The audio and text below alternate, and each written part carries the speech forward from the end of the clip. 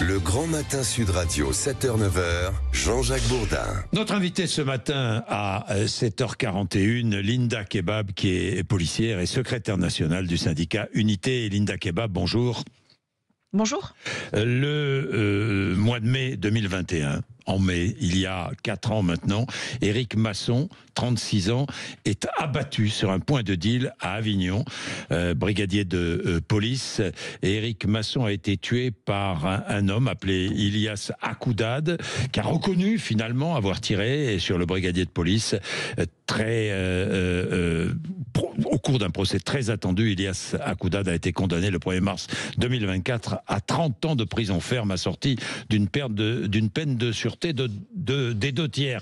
Oui, mais pendant sa fugue, l'assassin d'Éric Masson a été hébergé par un homme surnommé le Mexicain, c'est cela, Linda Kebab? Oui, c'est cela. Et cet homme s'est évadé. Cet homme a été condamné pour avoir, évidemment, logé l'assassin d'Éric Masson. Il a été condamné à 2 ans de prison et il s'est évadé au cours d'une permission de sortie. Et vous êtes en colère. Ah oui, alors absolument révolté, et comme tous mes collègues, mais je pense comme tous ceux qui sont attachés à ce que notre système normalement de justice pénitentiaire dans sa généralité doivent protéger la population et la société. Oui. Je suis révoltée parce qu'on apprend presque par voie de presse, parce qu'évidemment, vous savez, dans notre pays, ni les victimes, ni les parties civiles ne sont jamais informées de rien. Vous savez, on entend régulièrement la libération de criminels, de délinquants, parfois qui ont commis des faits extrêmement graves, et les victimes elles-mêmes ne sont pas informées des libérations. Là, on parle d'une permission. Alors, tenez-vous bien, on a une personne qui a aidé, donc qui est un complice d'un meurtrier de policier, qui l'a aidé dans sa fuite, qui l'a caché. Il a été condamné à seulement 2 ans de prison. Soit. Pendant ces 2 ans, il a bénéficié de plusieurs permissions de sortie. Comme si 2 ans, c'était pas assez peu, il fallait en plus lui accorder des permissions de sortie, comme si finalement la prison c'était un moulin. Et à l'occasion d'une de ces permissions, eh bien, il a fait le choix de ne pas réintégrer la prison. On s'interroge, et moi je m'interroge. Vous savez, Monsieur Bourdin, en France, on est capable de géolocaliser par système Pégase une voiture de police au mètre près. C'est dire le niveau de confiance de nos administrations à l'égard de leurs policiers.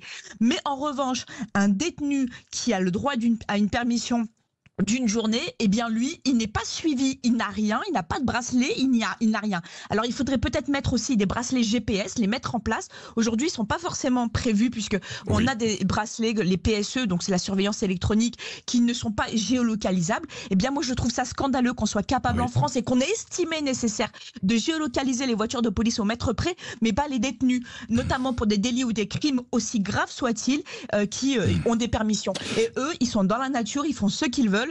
Ils ne rendent de compte à personne, ils peuvent commettre à nouveau des infractions d'ailleurs, ou s'enfuir comme c'est le cas là. Et puis on est là dans l'expectative, et on n'est plus capable de rien faire, comme si nous n'étions pas capables de protéger, mais surtout, et peut-être là le problème, de rendre réellement justice aux victimes. Oui, Ismaël Boujti, c'est le nom de cet homme, avait obtenu une permission de sortie d'1 journée pour assister aux obsèques de son frère.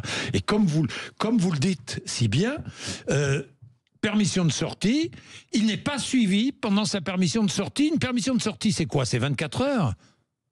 Et c'est le temps nécessaire pour effectuer ce qu'il a effectué. Donc visiblement, son frère a été tué sur ou à proximité d'un point de deal.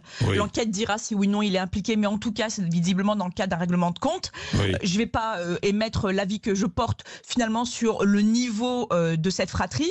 Néanmoins, il bénéficie d'une permission, et quand bien même, et alors qu'on pourrait penser qu'il le serait pris d'une velléité de vengeance, eh bien non, on le laisse sortir. C'est sa petite amie qui est venue le récupérer, sans aucune consigne claire. Encore une fois, ce qui manque dans ce pays, c'est de permettre à des gens de pouvoir sortir de prison, alors même que les peines sont déjà ridicules, mais de pouvoir sortir de prison, parce que ce n'était pas sa première permission, pour rappel.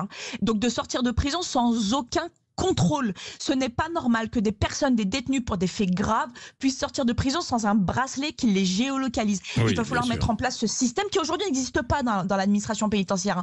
Il y a, vous savez, les fameux bracelets de surveillance électronique, la détention sous surveillance électronique, qui est rattaché à un boîtier, si vous vous en éloignez, eh bien ça sonne, mais il n'y a pas de géolocalisation GPS, en tout cas, pour les détenus aujourd'hui en France. Il est peut-être temps de le faire, puisqu'on est capable de géolocaliser tout un tas de personnes aujourd'hui, tout un tas d'agents de la fonction publique, mais on n'est pas capable, et en tout cas, c'est pas capable, c'est qu'il n'y a pas eu ce choix de fait au niveau politique et administratif de géolocaliser des détenus en permission. Ça semble tellement élémentaire, je suis certaine que vos auditeurs se demandent comment cela est possible dans notre pays. Merci beaucoup Linda Kebab. Merci à vous.